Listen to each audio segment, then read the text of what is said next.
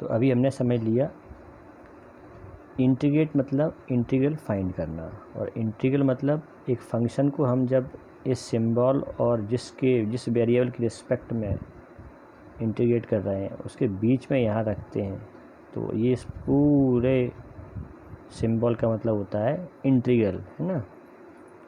उस फंक्शन का integral, F का इंटीग्रल एक्स की रिस्पेक्ट में, उसको हम इस तरह से रिप्रेजेंट करते हैं। और इंटीग्रल फाइंड करने की प्रोसेस को इंटीग्रेशन बोलते हैं। तो इतना हमने समझ लिया। हम इसके कुछ स्टैंडर्ड फार्मूले देखते हैं। फार्मूले बहुत इम्पोर्टेंट हैं। फार्मूलाज को डिफरेंशिएशन के साथ में कंपेयर करते हुए याद करेंगे तो आप इजीली सारे फार्मूले मेमोराइज कर सकते हैं। ठीक है, जैसे देखो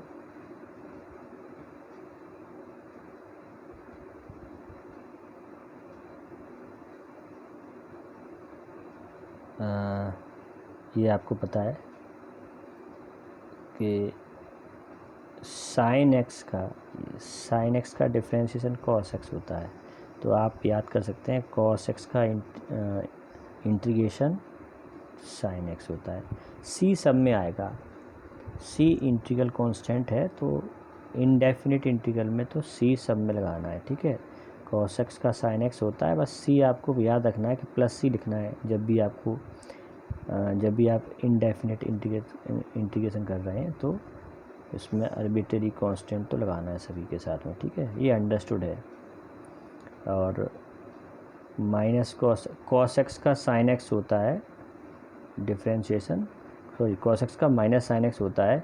तो हम ऐसे भी याद कर सकते हैं कि integration of sine X equal to minus cos X. ठीक है, प्लस सी लिखेंगे साथ में, अंडरस्टूड है।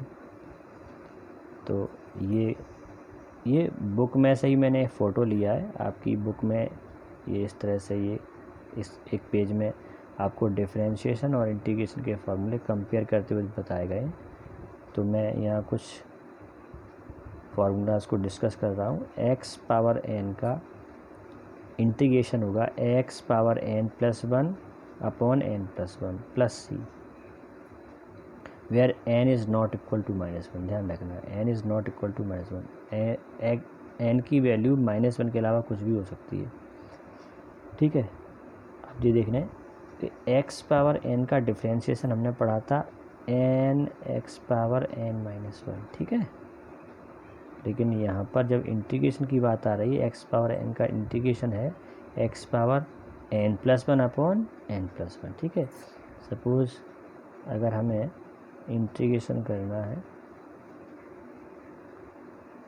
एक्स स्क्वायर का इंटीग्रेशन एक्स के रिस्पेक्ट में करना है, तो इसका इंटीग्रेशन होगा X power 3 upon 3 plus C constant लगाना है आपको। तो इंटीग्रेशन में जब हम एक्स पावर वाले फार्मूले से करते हैं तो पावर में 1 ऐड कर देना है और उतने से ही जो पावर आई है उसी से डिवाइड करना है। तो ये आपका इंटीग्रेशन बन जाएगा एक्स स्क्वायर का। ठीक है, तो इस तरह से करते हैं। तो ये एक्स पावर वाला फार्मूला समझ में आ गया होगा किस तरह से अप्लाई करना है। और भी फार्मूले हैं, इन्हें देख लेना है आप लोग। सब अपोजिट हैं। अगर डिफरेंशिएशन के याद हैं तो इंटीग्रेशन के याद हो जाएंगे। जैसे 10x का डिफरेंशिएशन सेक स्क्वायर एक्स है, तो सेक स्क्वायर एक्स का इंटीग्रेशन 10x हो जाएगा। प्लस सी अंडरस्टूड है, तो मैं बोल नहीं रहा हूँ, ध्यान रखना। ठीक है, ऐसे ही सेक एक्स का डिफरेंशिएशन था सेक एक्स इंटू 10x, तो सेक एक्स इंटू 10x का इंटीग्रेशन हो जाएगा सेक एक्स।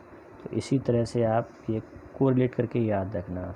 साइन इनवर्स एक्स का डिफरेंशिएशन था 1/√1 माइनस एक्स स्क्वायर, तो 1/√1 माइनस एक्स स्क्वायर का एक्स के रिस्पेक्ट में इंटीग्रेशन हो जाता है साइन इनवर्स एक्स। तो ये सारे फार्मूलेज आप देख लेना। ठीक है, अब मैं आपको पूरी लिस्ट यहाँ पर मैं पिक भेज रहा हूँ, उसकी फ़ोटो भेज दूँगा। कुछ और फार्मूले भी हैं, तो ये इस पेज से आप देख के नोट कर लेना। ये अभी मैंने बताया आपको एक्स पावर एन का integration X power N plus 1 upon N plus 1। N equal to -1 नहीं होता, क्योंकि वो n इक्वल टू -1 के लिए डिफाइन नहीं है, ठीक है। यहाँ 1/x का याद रखना, क्योंकि ये देखो अगर हम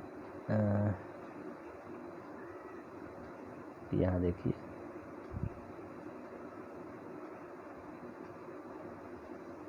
अगर हम x पावर n वाले फॉर्मूले में n के प्लेस पर -1 ले लेते हैं तो x पावर -1 का मतलब हो जाएगा 1/x, ठीक है।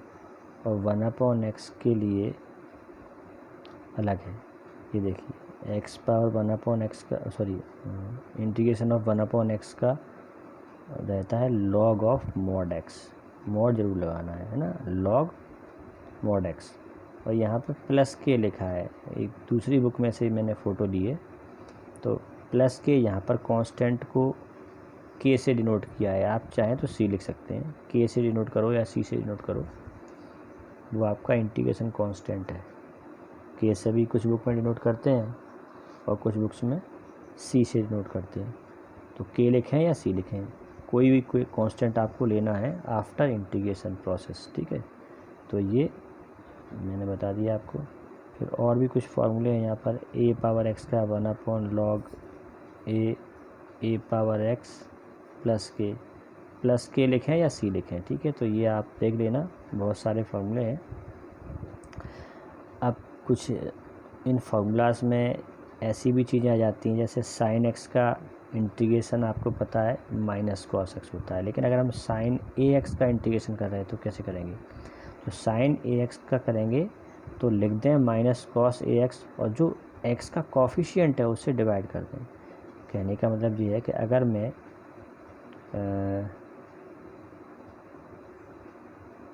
मैं sin 2x का इंटीग्रेशन कर रहा हूँ x के रिस्पेक्ट में, ठीक है, तो मैं sin 2x का लिखूँगा -cos 2x और जो x का कॉफिशिएंट है उसे डिवाइड कर देंगे, ठीक है। और प्लस c तो लिखना ही है, प्लस c या प्लस के।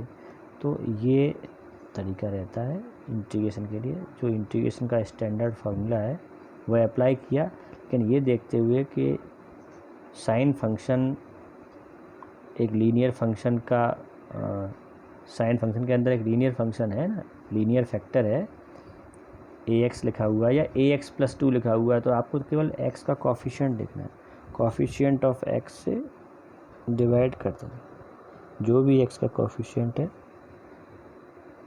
उससे डिवाइड करके हम निकाल सकते हैं। तो ये यहाँ पे मैंने कुछ इस तरह के भी फार्मूले लिखे हुए हैं, फार्मूले कह लें या स्पेशल रिजल्ट हैं। आपको तो बस ये ध्यान रखना है कि जो x का कॉफिशिएंट है उस x के कॉफिशिएंट से डिवाइड कर देना है इंटीग्रेशन करने के बाद, ठीक है। तो 10x का लिखा हुआ है log sec x प्लस के, और इसी का होता है -log mod of cos x। तो कुछ और भी फार्मूले हैं, तो बहुत सारे फार्मूले हैं, ये आप देख लेना। अप्लाई करते करते ये आपको मेमोराइज हो जाएंगे, ठीक है। फिर और भी हम बीच में एक्सप्लेन करते रहेंगे। तो फिलहाल अभी आपको ये फार्मूले अच्छे से लिख के और रिटर्न प्रैक्टिस करके इनको याद करना है, फिर अप्लाई करते करते याद हो जाएंगे जी।